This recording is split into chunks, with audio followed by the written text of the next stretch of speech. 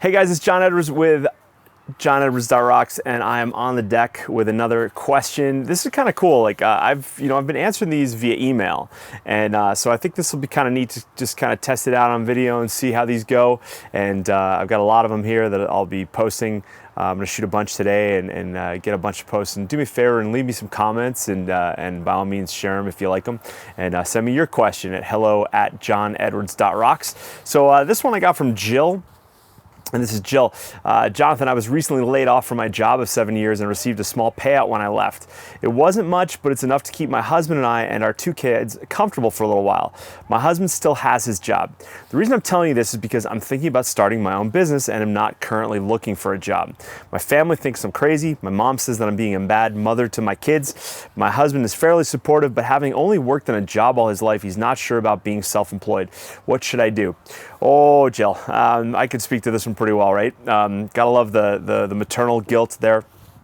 But there's a couple things here. So you got a little chunk of change that they gave you for letting you go, and that's awesome. But here's what usually happens: people take that money and they realize it's like, okay, it's 3 months, 6 months worth of time, and the majority of the people will use up all that money and kind of take a little bit of a vacation, and then they'll get a job right when that's over, right? So what I'd like you to do, because you're thinking about starting your own business, is put that money aside and put it away. Don't touch it. Go get a job, all right? Now, the motivation here is a little different than what people think. Some people would say like, oh, well, if you don't have a job, it's gonna motivate you to start that business and finally start that business and make it happen. And that's true to a point.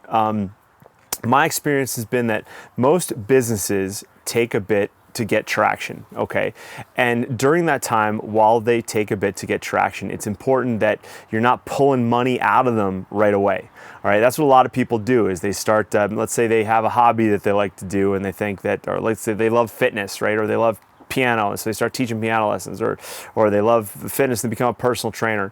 Well, what they start to do is that first paycheck, that first check they get from a client, they immediately are buying groceries with it, when what they really should be doing is investing in a new website or investing in some flyers or something to basically help get that business, get it going, get some more traction, right? So if you get a job right now and you take that money that you got and you put it away and leave it as just a complete safety net, and basically you're going to invest that in your new business, right? You're investing like you would in any sort of stock, in any stock market. But you're investing it in yourself. So there's a lot of benefits to being self-employed, and I totally am one. I espouse all the benefits of it. I think it's tremendous. I think you learn so many more lessons. It forces you to become a better person. It makes you look at your flaws and makes you get better and find your weaknesses. It's huge, right? And also it's a great thing for your kids to see.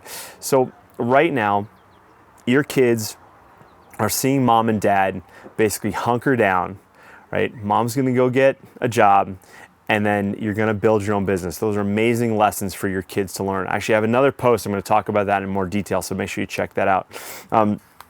It's awesome that your husband is supportive, all right? And that's as spouses, husbands, and wives, we need to be supportive of our spouse and really try to make things go on, because the benefit to him is that if you make that business take off, that's going to be awesome.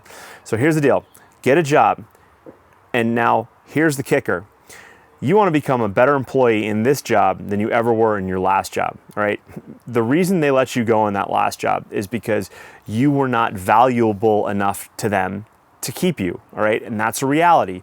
Now the economy might have changed for them, but the bottom line is an employee is an expense. Now, I know we don't like to talk about that, but the truth is that when a business owner looks at their expenses and their revenues, the employee's wages fall on the expense side. The bottom line is that as a business owner, when they're paying out a buck, they better be getting more than a buck back. Otherwise, it's not a sustainable business.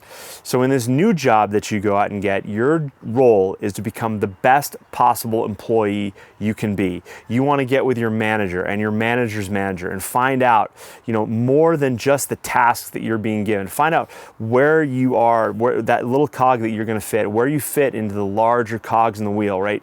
So that you can become more valuable, because 2 things are going to happen. One, you're going to become really valuable to that new business, and you are then going to learn things that you're going to be able to take to your new business once you get that up and running.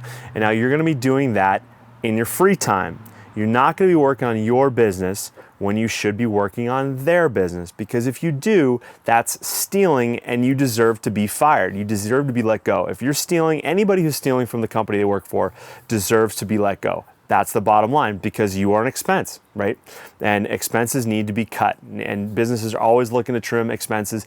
Don't let that be you, all right? So in your free time and your vacation time, at the end of the day, when the kids go to sleep, that's when you're working on your business, okay? Now, I don't know what kind of business you're looking to start. You may be a fitness addict, you want to be starting a personal trainer, that's one thing, that's cool. I get that. You may want to buy into a franchise with that money. You may be looking at some sort of direct selling business or multi-level or network marketing, whatever you want to call those businesses. They all fit into that category. And to be honest, I love those types of businesses if that's what you're looking to do. I was involved in direct selling in network marketing businesses when I was younger, and I'll tell you this: the training, the support, the knowledge, the reading, it turned me into a voracious reader that has gotten me to where I am today. And I recommend it to anybody, all right, going through that process. Here's the thing though, no matter how good those businesses look on paper, they take a lot longer to ramp up than a lot of people make it seem. Now, sure, there are the exceptions to the rule. They're just the all-stars that get involved and knock it out of the park and everything falls into place for them. That's awesome.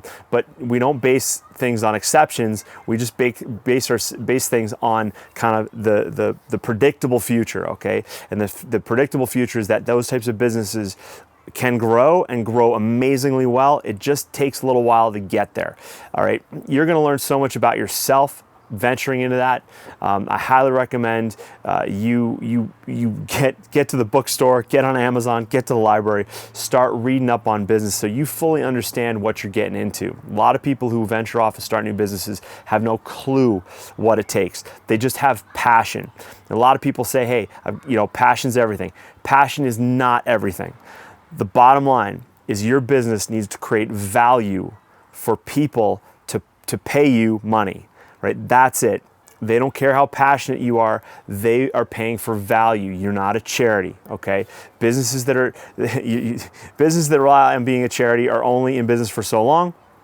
And actually, when we talk about charities, they're a whole other business altogether. That's not you, all right? We want you to be successful. So go get a job. Get the revenue coming into your house, because you are going to be a better parent, a relaxed parent with that in mind. You take that chunk of change, then invest that in your new business and go out and hit the ground running.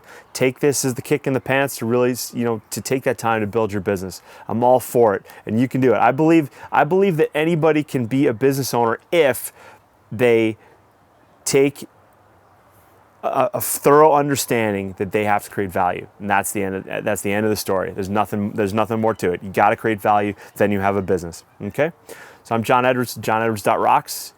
On the deck. Do me a favor, if you like this, share it with somebody that you know. Facebook, tweet it, like it, Google Plus it. I sure would appreciate it, and leave me a comment. All right, and I'll see you next week on the deck.